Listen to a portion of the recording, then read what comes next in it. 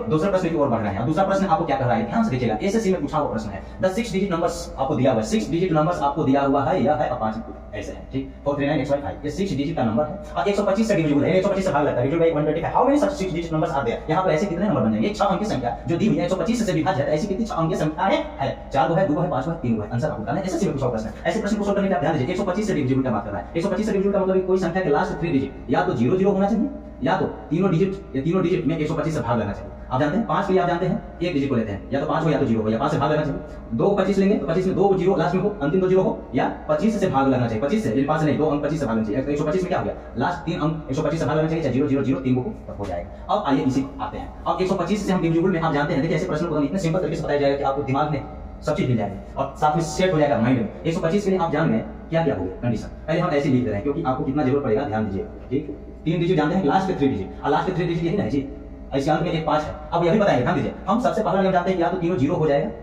तब पूरा भाग लगे, लेकिन लास्ट में 0 आ गया, 5 कर रहा है, अभी क्या है, तीनों 0 हो गया तो हो गया। अब देखिए 125 जैसे 125 से 0 0 0 हुआ, 125 2 से भाग लगने वाला दूसरा पहाड़, 125 से भाग लगने लास्ट 3 डिजिट में 125 का पहाड़ यानी 125 होना चाहिए। 125 का 2 12 दूनी 24 यानी 250 हो जाएगा।